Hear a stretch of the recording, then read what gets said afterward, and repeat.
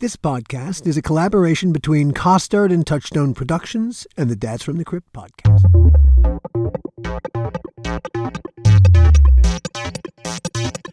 Hello, everybody, and welcome to another episode of the How Not to Make a Movie podcast. I'm Alan Katz. And I'm Gil Adler. Welcome. And today we're talking to a friend of mine. Gil had never met Sam Eagan before. I worked with Sam for 2 seasons on The Outer Limits. Sam was the showrunner, the executive producer. And I had a wonderful experience working with and for Sam. He was my boss, in essence. Just a very calming, steadying, Zen kind of influence, as you'll see. There's a definite Zenness to Sam. He's had a very long career in television. He's really gone from really the days of Quincy to streaming series, and that's where Sam jumped off the ride, as he'll discuss.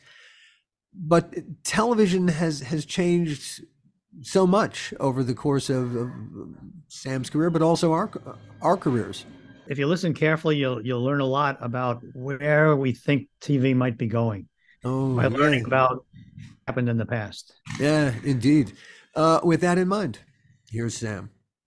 For me, this is quite a glorious conversation. I mean, because Gil was my partner for 10 years, a very important person in my life.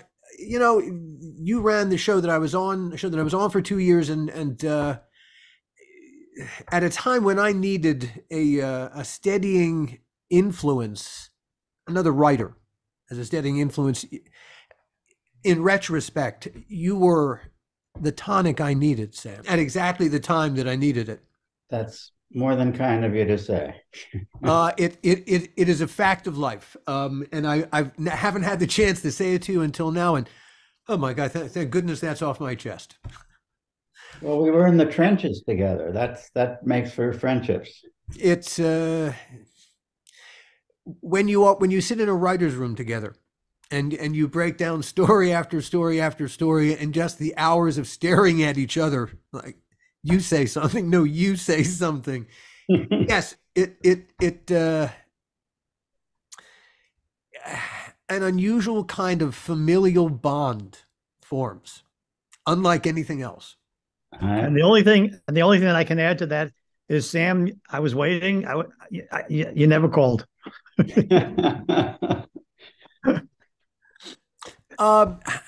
Where did you? Or you live in Oakland now? Where did you start off your ride? Oh, born in Germany. My parents were Holocaust survivors, and so I came to the U.S. very early in my life, about 3 years old. So you were actually born in Germany after the war? Yeah, of course. Although we had been to Israel first after, we were displaced people. So we found a place. Indeed. We'll get to that part of your story. We'll save that for when we get to Tribunal and how you told the story. Sure. Down the road. When your family landed here, where did you land?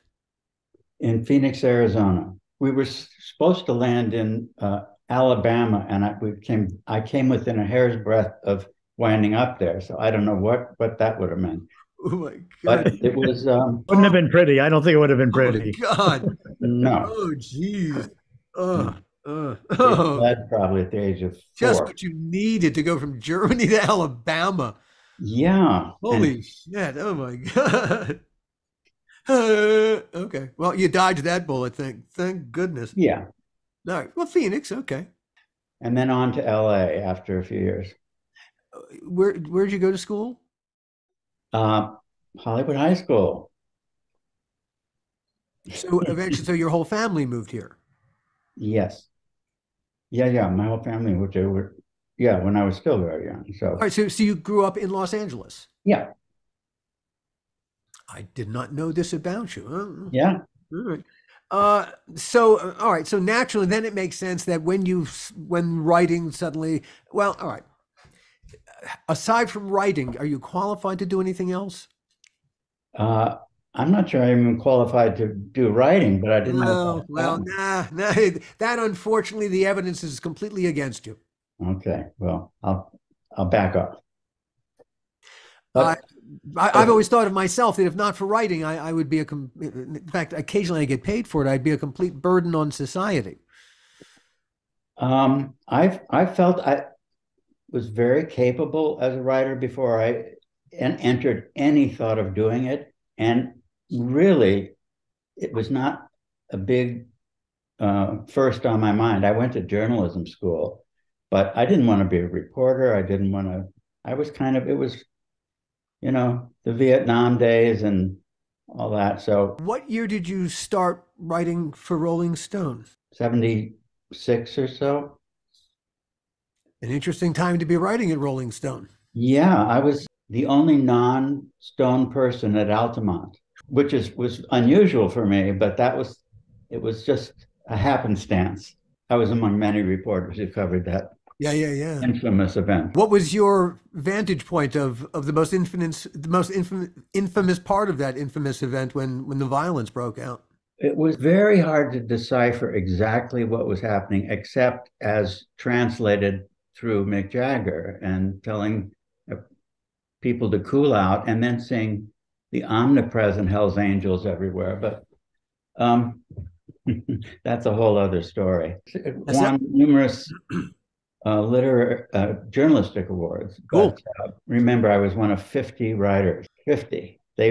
So it poured in, unsolicited reporting poured in, mine among them. I got on the phone with this. I don't know if this is a diversion, but I got on the phone with There are no diversions who were negotiating for Altamont, and so I had all of this behind the scenes information, which at the time was of interest to the readers. Other than that, I was not like a stellar person at Rolling Stone. It was just a nice lucky bump in the road for me. These are the bumps that propel us mere inches. So at the end of the day, you transition into TV. What was your first TV gig? Officially, my first TV gig, Cliffhangers. Ken Johnson, the producer of The Hulk and V. It was the most expensive 1-hour show on television at the time. Bit of a fluke that I even got on the show. There's always a lucky break, and that was a genuine lucky break for me. What was the fluke? The fluke is I had no experience in writing for television other than this documentary, which we'll come back to. We'll come back to in a second. I got lucky. A friend of mine said, they have money on the staff for this show because there were 3 different shows going at the same time. Why don't you come interview? Shortly thereafter came Quincy. Let's jump back for a second. You wrote, did you also have part of the production of the Imagine documentary about John Lennon? Oh, yeah. That was later. That's afterwards. Oh, okay. So I co-produced and co-wrote that show. I mean, the film. Yeah. Warner Brothers. It's lovely. It's fantastic. Yeah, that year I had 2 other features out, believe it or not. And those were the only features I think in my resume. All 3 came that year. Wow. An embarrassment of riches and then nothing. Yes and no. Yeah. Well, an embarrassment. Some great TV credits. Quincy, yeah. The one that I'm fascinated by among your early credits is Manimal. Oh my God. You wrote an episode of Manimal. That's fantastic. The shame. Yeah, I don't know how to justify that. I mean, but it was part of going over to Fox and Glenn Larson in those days. I knew from the get-go that I was whoring. It was just, I could have made a better choice of what to do, but Glenn Larson had 7 shows on the air at that time, and he waved a contract at me, and I just jumped. So, but that was 3 years of remarkably interesting. But Manimal, yeah, that's the bottom, scraping the barrel. And Cover Up. There were some really tawdry. Can you do us? Because once you were working with Glenn Larson, you're just you're a functionary. You're a widget maker in a sense. You were on Quincy for how many seasons? 4 seasons. The last 4 of the show. And in those days, a season, those are old fashioned network seasons. What 22 shows. And once I was there, I had my hand in 70% of the product, not credits necessarily, although I did write 22 so I guess I wrote 1 full season by myself. Huh. Wow. So that was absolutely immersion in the business and to the exclusion of anything sane or responsible. Did Glenn Larson ever use his power of having 7 shows to entice you to work on this one as opposed to that one? Or if you said you wanted to he gave me my pick of shows. He did. And I really had to think about it. He had a medical show on, and he had a spy show on, and he had a science fiction show on. Those are the 3. I said, okay, I'll take the medical show. And he said, I think that's staffed already. And then I said, I'll do the science fiction show. And that turned out to be kind of fun, but hardly a luminous credit. Which show is that? Automan. Automan is just a little cult thing you can look up, but it was from the producers of Tron. It sucks to be ahead of the curve. Yeah, it does, especially when visual effects were so fucking lame. Yeah. And yet so difficult for production.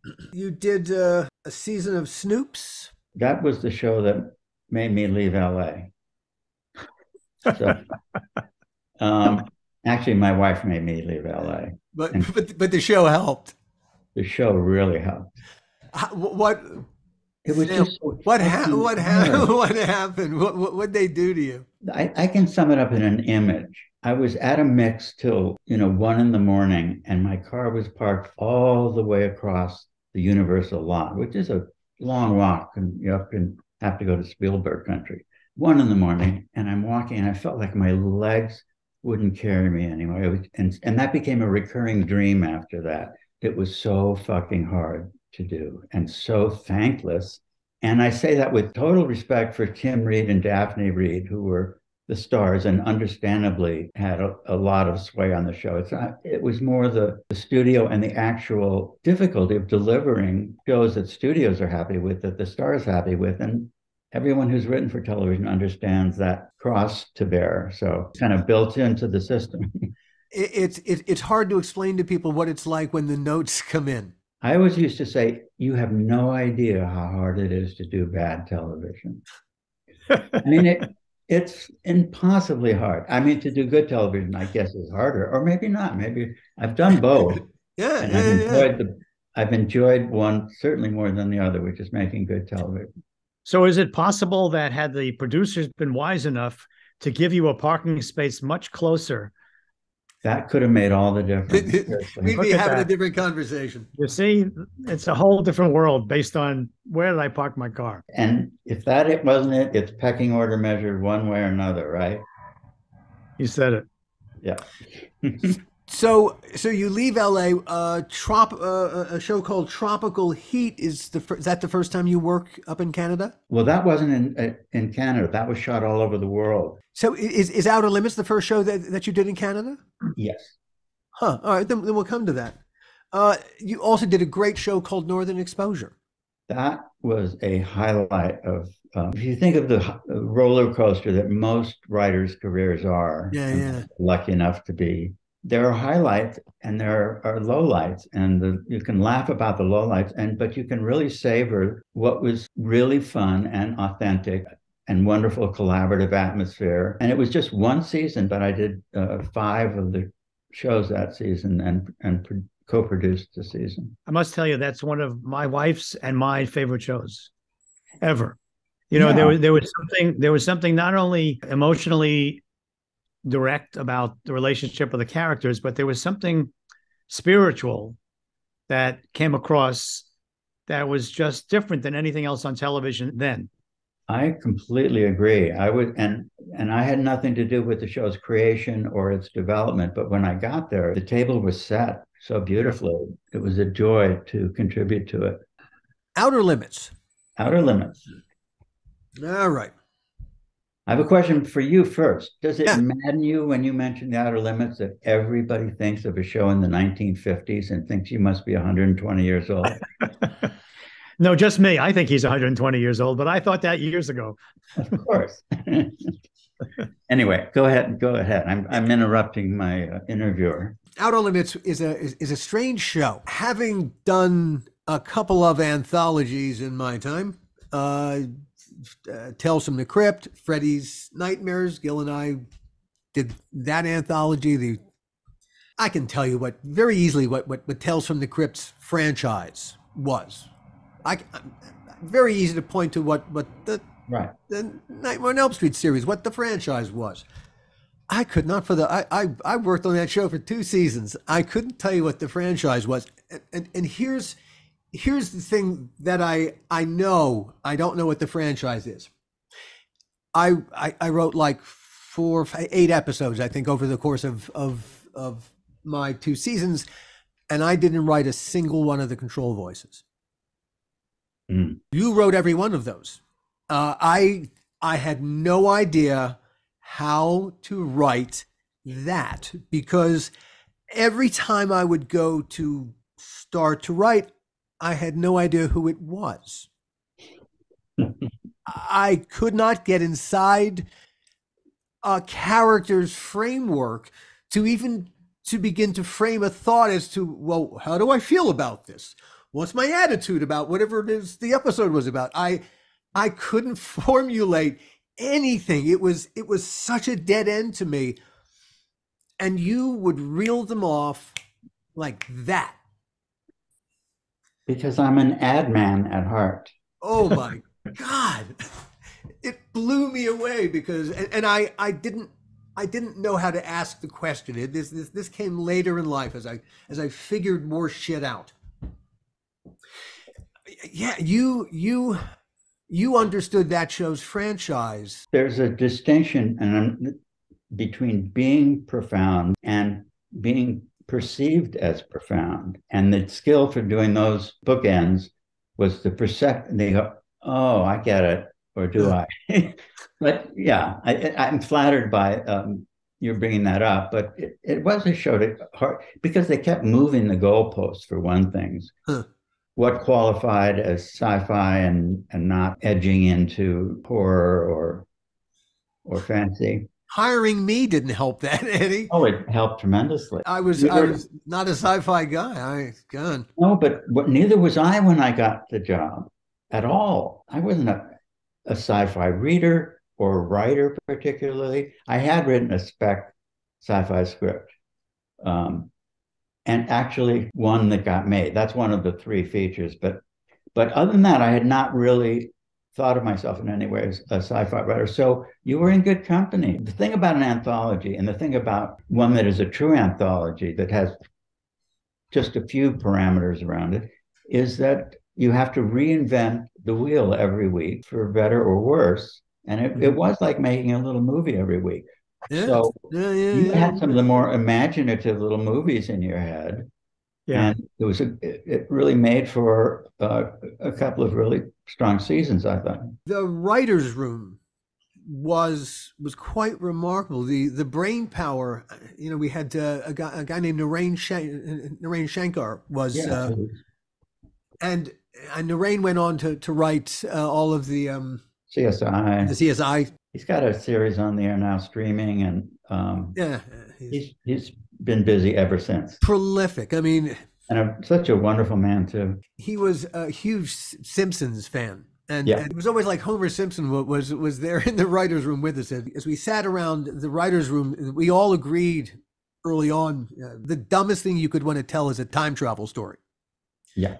And the second season that I was on the show, Narain came and pitched me a time travel story, which we ultimately did. And that, as we all agree, the reason is because they're so hard to write, because you're going to screw up the details at some point. You will. You absolutely will. Was this a zigzag? No, Zigzag. That was the one that was A told story in told reverse backwards. order. Yeah. This I forget the title. And Kevin Nealon was the star yeah. of the episode, and it was a time loop episode. You know, Oh yeah, yeah. it was that kind of thing. But it was. I remember when Lorraine pitched the idea at me, and just there was a look. It looked like, wait a minute, you're pitching me the thing that we should never do. Yeah, so let's do it. But you know, Narain was great fun that way. He wasn't married to the dogma. No. But no. he was.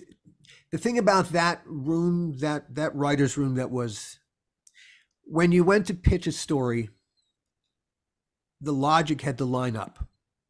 You know, working a sci-fi audience they're really tough, because the science, you know, there's the logic of the science, and you got to make all the logic work out. And if the logic falls apart, then the whole thing falls apart. And not only are you worried about just the drama itself, but you have to worry about the logic of the science making sense, so that you don't trip all over yourself. This was your first time writing science fiction, and you went on to write a lot of it afterwards. Yeah. Yeah, because the pigeonhole process is whatever you did last tends to be what is assumed to be your only proficiency. So that was less a choice and more suddenly a pigeonholing. A bit of both, because you follow the work offer. So I would say it's a bit of both. I didn't mind that particular pigeonhole because it was kind to me. You did some time on Jeremiah with J. Michael. Yeah. I have an unpleasant memory of him. I'm sure yours are more pleasant. I have very complicated feelings. He is a very complicated and remarkable person, and someone who does not let the world inside very easily. I've never experienced or been in the presence of a writer who was so driven to write that it was almost like he would expire if he didn't stay up all night and write. He exhaled, and the script was there. I've never seen that before. I've seen fast writers. I mean, David Kelly could churn them out, but he was remarkable. And he was a one-man show on scripts. Yeah. On Babylon. On Jeremiah, he had to face the studio, actually insisted that he get someone to do it with him. So I went through an interview process, and he accepted me as a peer and was always relatively gracious. We had our bumps, but I was responsible for my episodes totally. He was responsible for his episodes, and that was a huge accommodation on his part, because he could just as easily, when I turned in a story, he rarely took it apart, except, a couple of times. So to call him a control freak is an understatement. Yes, but so he kept his control freak, and because of that, he did the serialized stories, and I did the one-offs. That gave me a certain amount of freedom. So working with him was like working with Klugman in a way, which is you knew who was completely in charge. He would call me, and having seen my cut on a show, and was so kind and gracious that I can sum up without telling tales out of school. The shit only hit the fan when he fired my secretary. I don't care who you are in the business, that's not done. It's just not done. So that got us off basically got us off track. I didn't choose to come back for season 2. What a strange thing for him to do, period. Yeah, there's a whole soap opera behind it, which isn't worth getting into, but suffice it to say, it was a real intrusion on someone who has gleefully been stepped on over the years without too much muss and fuss, but that was just shit. So that hurt our relationship, and he went on. And by the way, I don't think he had any other writer but himself on the next season. So proving that he can do it, but there wasn't a third season. So At the end of the day, you know, you can only do so much and it will suffer at some point. It is a collaborative process and it really does. Yeah, if you surrender to the collaborative process, you'd be amazed what other people can add to what you do. uh, That yes and amen. process is remarkable. Amen. In fact, the very time that Glenn Larson was had 7 shows on the air, Aaron Spelling had 6 maybe at the time, and certainly more.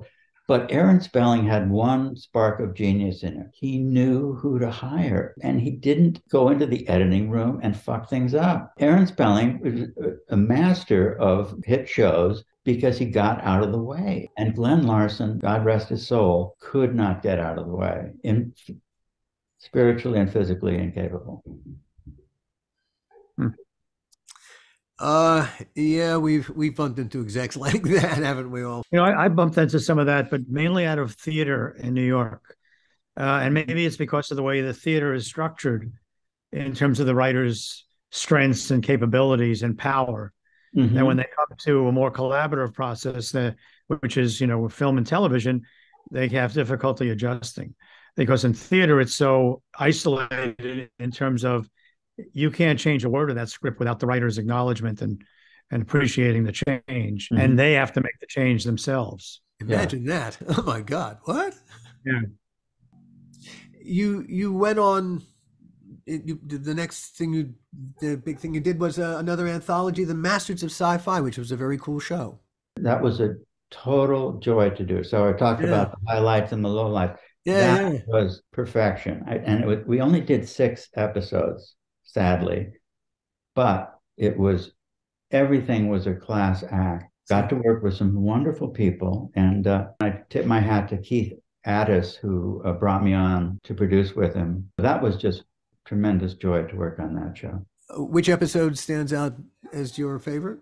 My favorite episode was Sam Waterston playing a president who had a medically, in history, documented problem of only retaining his memory for 30 to 50 minutes, but having no recollection of his history. And he's constantly starting over. Anyway, it's about an apocalyptic event and the president who caused it. And it was a very powerful show. That really stood out for me.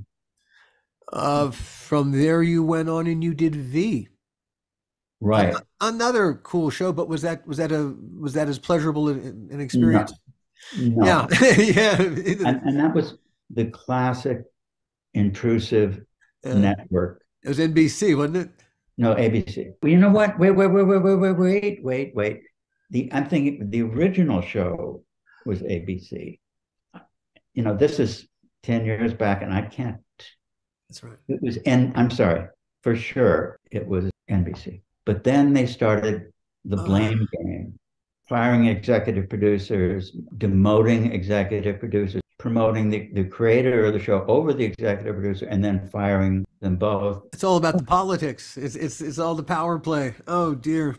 And it was the first bona fide case of ageism in my career, and I actually joined the lawsuit on behalf of the DGA with that experience, and it was a nasty blow, and they didn't really conceal it. So, you did shows in Canada after that.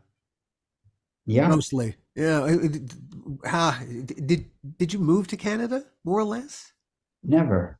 If I were smart, I would have bought a condo on Outer Limits and kept it. We would have made out. Because you work there constantly. Yeah, but sometimes I would just seed a show, like the shows in Toronto. I had to develop by credit on The Listener. I was there for 1 season, and then the network came back and they made a pickup, I felt, conditional upon my coming back. So I used that to really make stupid demands, mainly because I wanted to be blown out the door. It was like when I was a kid selling greatest books of the Western world door to door. The rule was, if you know you're not going to sell it, just blow yourself out the door. Say, hey, you want to buy some books? You'll get the door slammed in your face. Well, that's kind of what I was doing by making it but I still made a deal that was a consultant deal that was so expensive and didn't ask for a minimum that I kind of blew myself out. Anyway, the point is I was able to maintain a connection to the show, make some money, and not have to be in Canada full time. Obviously, I was there all but weekends on Outer Limits, but Yeah. That was yeah. If you didn't live there, that's a tough commute. That's a yeah. tough commute. Having done that a couple of times. The when we talked the other day, you said you got to a certain point and you decided you didn't have to put up with this shit anymore. What was the moment that suddenly made you walk away from TV? Well, I had been growing disaffected in the past few years, and I kind of kept my involvement to consultancy and pilot development, sometimes with other writers and stuff. But the breaking point for me was a streaming series, my one and only foray into streaming, other than old shows that are streamed now. It was a really, really bad experience. In many ways, it was my own making because What was the series called? I'll tell you, and your audience, but I won't tell my friends that live near me or could possibly hear this. No, it was called Between. And it was the second year of a sci-fi show, and Netflix bought it or picked it up on the condition that I be attached after I did like a 10-page set of notes about what I would do with the series. There were 6 episodes committed for that second season. I said I would write all of them, which made sense to them because they wanted a completely new direction, which I had suggested. My idiot mistake was believing that I could do it by phoning it in, that I could somehow not be in the writer's room. I thought I could do all the outlines, hand it to them. They could do notes. I would get them back, write the scripts. It would be a piece of cake. No. And it's my own fault. From Netflix's point of view, I had full responsibility. But the truth was, the real show was being made in Toronto. The scripts were heavily rewritten, but I had to take responsibility. So roundabout after So you would write scripts, they would go to Toronto, they'd be rewritten and come back to you, and this is what this is what you're making. Honestly, it made sense on their part. Yeah. First of all, they had much younger people doing the show, which is I would have wanted there anyway, and I had at my disposal, but it just wasn't going to work out long distance. I got caught in I almost pulled it off. Before it finally came down to a network call where they said, "Who's in charge here?" And it was a long pause, and I kind of had to fess up to the reality of it. And at that point, the politics were crushing, and I gave up the back 3 scripts. I just said, "Please take these away. I don't want to write them." So that was and all in all, it left a really bad taste in my mouth because it was not just the writer's lament about being screwed.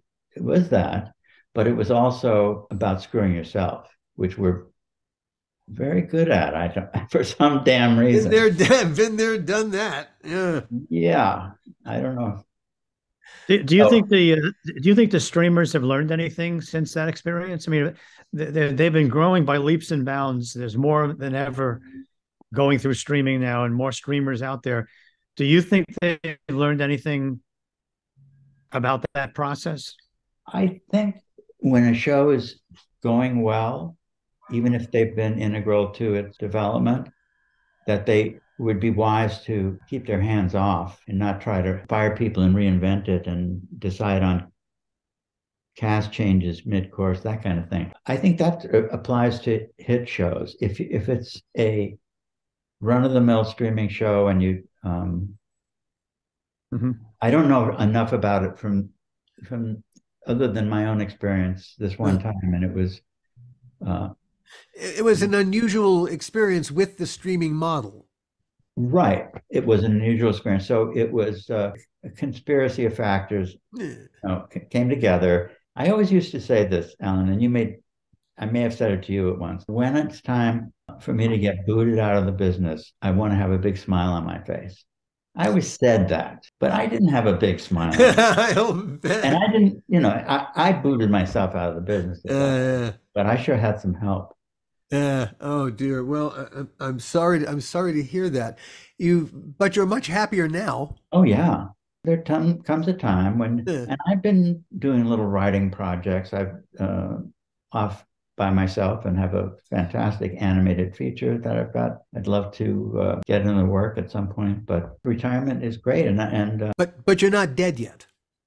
No, I noticed that, but as soon as my first breath after retiring. Yeah, it suddenly struck you right in the face. Hey, you're not dead yet.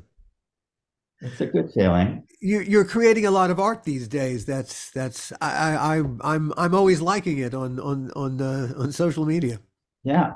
Yeah, that's been my passion. And I kind of have followed this sketch a day thing where I've tried to do a digital sketch or a pencil or ink sketch a day, which is admittedly oversharing and not, you might say, why don't you edit yourself a little bit and do once a week? But, it's fun. And, I don't have a huge audience. I don't have to be beholden. So I'm kind of beholden to myself and challenging myself. Oh, hey, it's the best thing you can do, doing this podcast, the work involved in doing it every week is taxing, but I personally, I love producing work because you have the reins. You're not being told what to do, except by Gil, maybe. But these are old habits. They Right. they die hard. It's still that I love that, to be putting out work. I think that's a glorious thing. And there's you put out work because you put out work. And hey, I blog post most days on top of everything else because put out work. I believe that's the best revenge I can have on this world is to keep putting out work. Oh, absolutely. And to have fun at the same time is a gift, right? Oh, absolutely. Glorioski. Totally. Over the course of your career, you've gone from the old model of TV when you were doing Quincy, to streaming, which is a completely different dynamic in virtually every way. Back when in the old days of TV, the whole model, the way nobody made any money on the upfront license fee. The only way you were going to make any money was if you got the syndication, right? That was it. So the whole business model was a show had to have, the magic number was 65.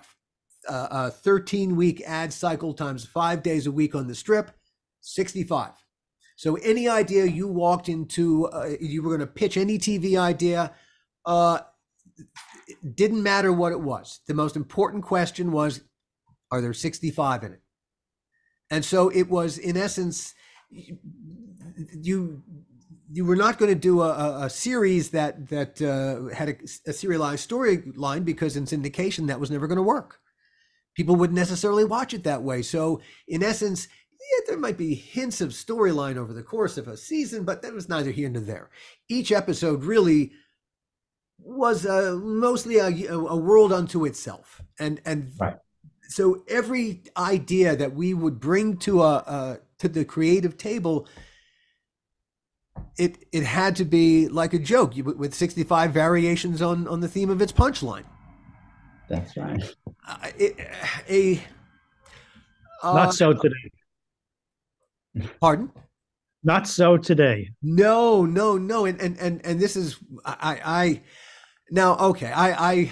took the better part of 2 decades off on the sidelines, but coming back into a streaming world, I find exhilarating. The 65 dynamic was I always found kind of crushing. Coming up with ideas where you could do it 65 times. God, that's I don't know how anybody came up with an idea that works 65 times. Well, I think part of that is the audience. I think the audience wanted that. They wanted to see that 65 times. And I think they still do. Hey, Dick Wolf. I'm not so sure they want it anymore, but they want it faster than they want it. They'll take it in globs of 10, and then go for another 10. Look at Poker Face right now, Natasha Lyonne. That is a traditional franchise, and people love it because it's a really, really good hook, and it's a really, really good actress. When Gil and I did Tales from the Crypt, and our orders were 12, 13. And man, all right, if I look at our season, we would do on an order of 12 or 13, we would have 2, 3 top rate episodes, 2 or 3 that were great, 3 or 4 that were really, really good, a couple of mediocre ones, and then some stinkers. In an order of 12, there was just no way to get around it. It was just, we tried as hard as we could. On Outer Limits, I don't know how you felt, but the quality is not. It's not. No, we had some real stinkers for sure. Yeah. So, the crush, the crush of a 22 is, and again, the 22 is designed in part to get you to the 65 as efficiently as possible. In the fewest number of seasons. It's crushing to a creative staff. Mm-hmm. to put it out like it's a factory product. Mm-hmm. The 65 show threshold. Having been on a show that I created that was 60, that did go 65 shows. It was one short of the trigger for my payday, which is sad. But, no! Oh yeah! No! And they knew that because they just made one less episode because it would have fuckers. Yeah. Fuckers. Sad but true. That was Sweating Bullets, by the way. Which was the American title for Tropical Heat. Which, anyway, just a footnote back a ways.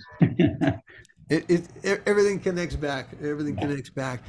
The trick now is that you really can't start production on episode 1 until you have finished writing episode 10 on an order of 10, right? Because you might need to plant something right there in that first frame.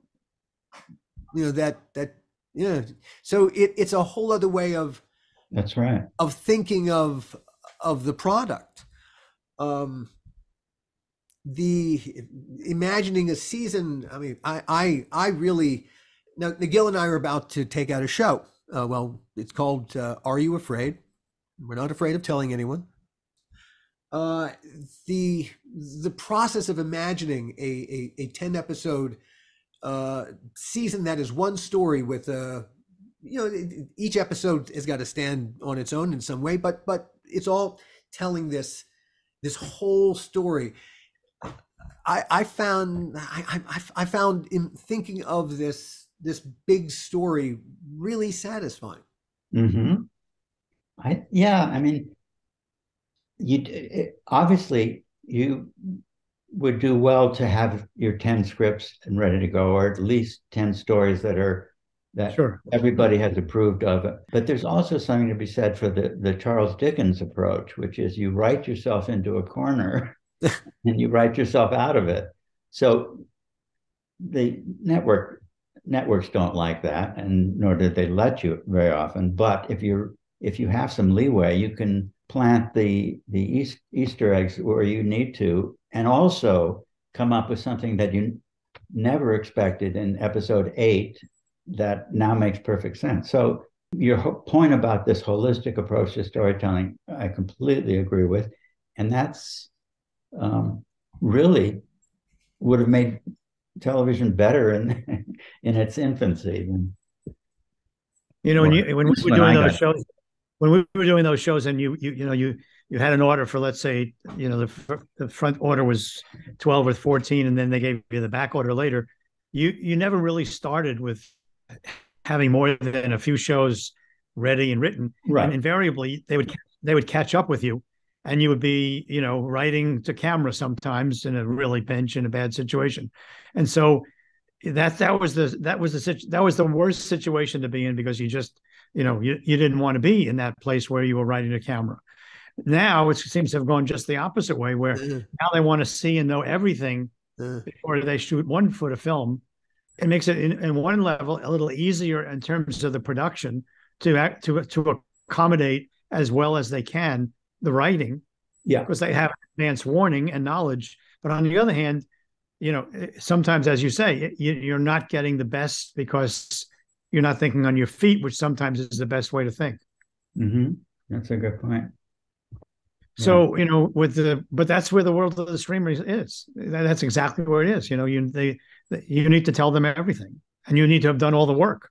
That's the part that I don't like so much. You need to have done all the work. What you're saying is, just taking the show out, you feel the need to have how much in place before you do? Well, I think are you taking out scripts or just concepts?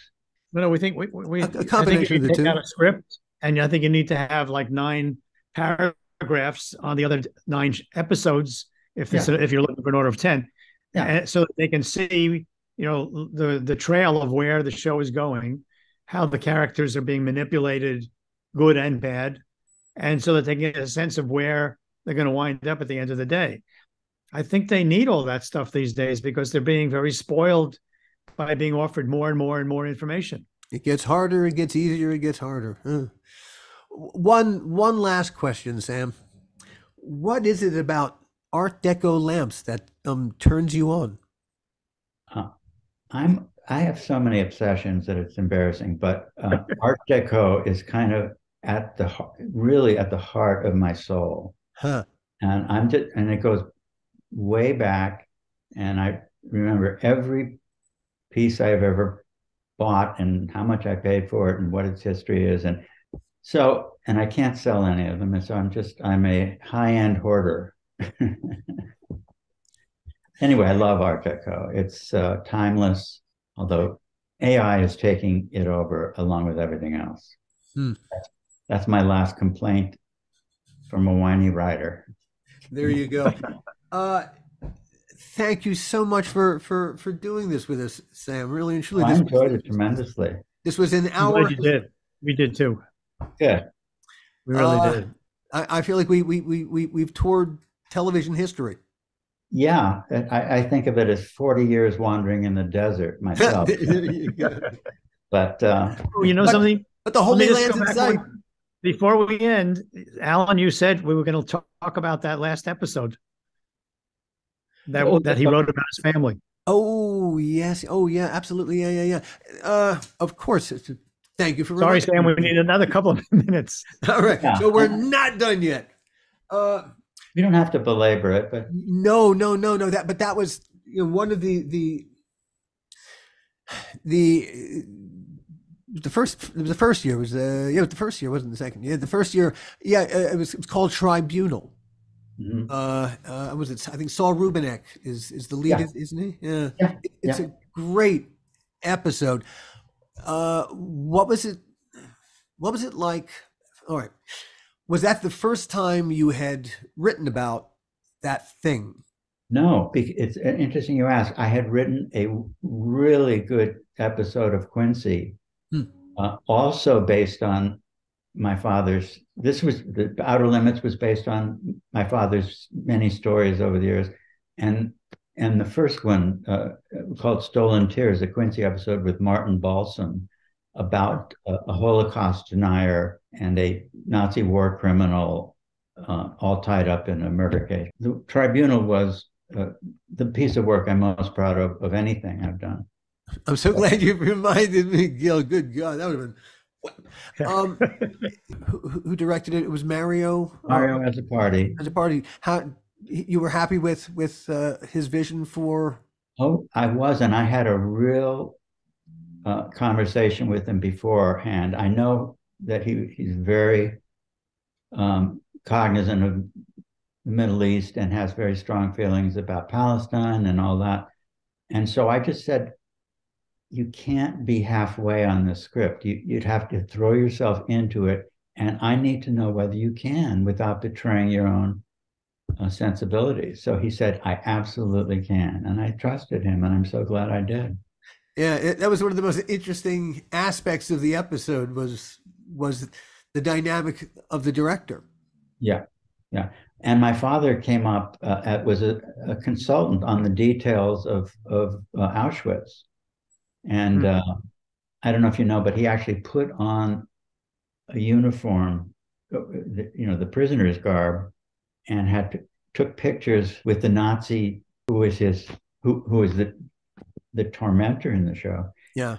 And because it gave him power for the first time over, and he felt so empowered by that. And it's a startling image. I'll send you a pic sometime.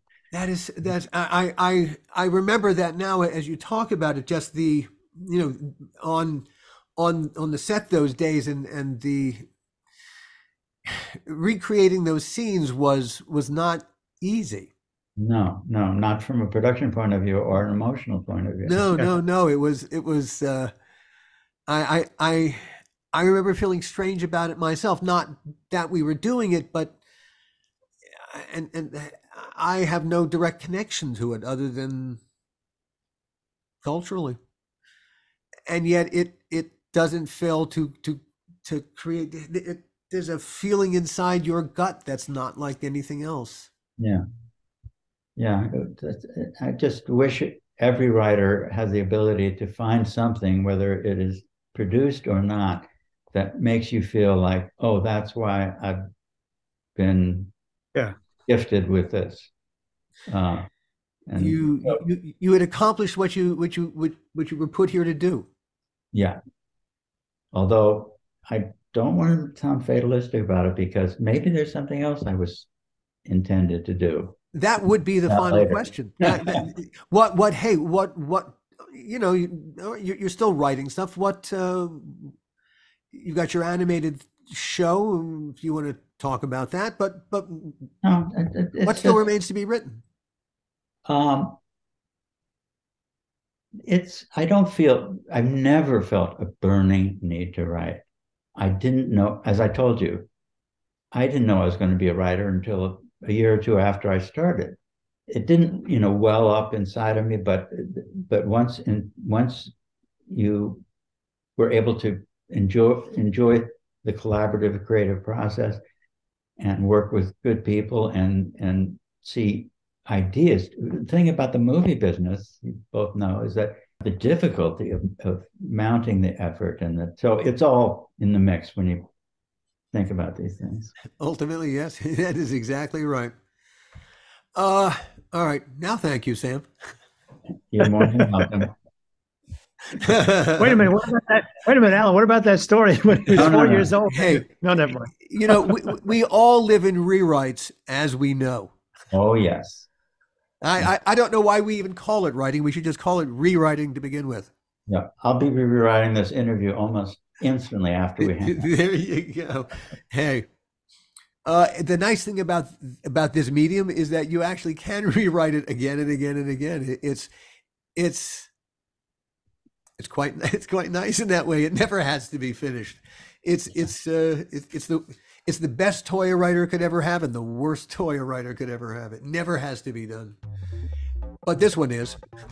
Okay. And thank you again, Sam, for talking to us. And thank you as always, everybody. We'll see you next time. The How Not to Make a Movie podcast is executive produced by me, Alan Katz, by Gil Adler, and by Jason Stein. Our artwork was done by the amazing Jody Webster, and Jason Jody, along with Mando, are all the hosts of the fun and informative Dads from the Crypt podcast. Follow them for what my old pal the Crypt Keeper would have called terrific crypt content.